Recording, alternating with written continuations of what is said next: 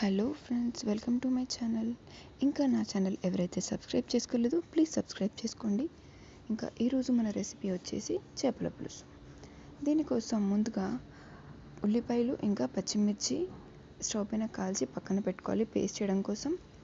అది ఇంకా పక్కన కడాయిలో జీలకర్ర, మెంతులు, మిరియాలు ఇంకా ధనియాలు ఇవన్నీ డ్రై రోస్ట్ చేసుకొని పక్కన పెట్టుకోవాలి పొడి చేసుకోవడానికి. ఇంకా కడాయిలో ఆయిల్ తీసుకొని ఇందాక మనం పేస్ట్ చేసి పెట్టుకున్న ఉల్లిపాయ ముక్కలు ఇంకా పచ్చిమిర్చి ఇందులో యాడ్ చేసుకోవాలి. యాడ్ చేసుకున్న తర్వాత అది పచ్చి వాసన పోయేంత వరకు ఇంకా కలర్ చేంజ్ అయ్యేంత వరకు కలుపుతూ ఉడికించుకోవాలి.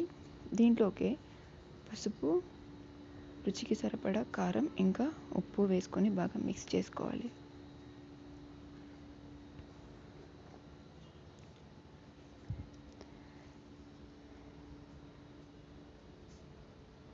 ఈ మిశ్రమం మొత్తం ఉడికించుకోవాలి బాగా, కారం ఉడికేంత వరకు.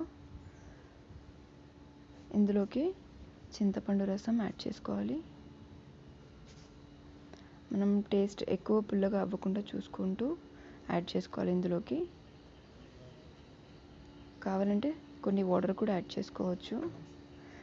ఇందాక మనం పొడి చేసి పెట్టుకున్న జీలకర్ర, మెంతులు, మిరియాలు ఇంకా ధనియాలు అది మంచి బాయిల్ వచ్చాక ఇందులో యాడ్ చేసుకొని పెట్టుకుంటే సరిపోతుంది. ఆయిల్ పైకి తేలేంత వరకు మొత్తం మిక్స్ చేసుకుంటూ ఉడికించుకోవాలి. ఆ ఫ్లేవర్ మనకు తెలుస్తుంది. ఇంకా ఫిష్ పీసెస్కి ఏంటంటే కొద్దిగా కారం, పసుపు, అల్లం వెల్లుల్లి పేస్ట్ ఇంకా ఉప్పు యాడ్ చేసుకొని పక్కన పెట్టుకున్నాము. సో మన కర్రీ మొత్తం మంచిగా బాయిల్ అయిన తర్వాత ఈ పీసెస్ని అందులో యాడ్ చేసుకుంటే సరిపోతుంది. నేను ఇందాక కర్రీలో అందుకని అల్లం వెల్లుల్లి పేస్ట్ అయితే వేయలేదు. మీరు చూసుకొని వేసుకోండి. పీసెస్కి వేసుకుంటారా లేదా డైరెక్ట్ కర్రీలో వేసుకుంటారా?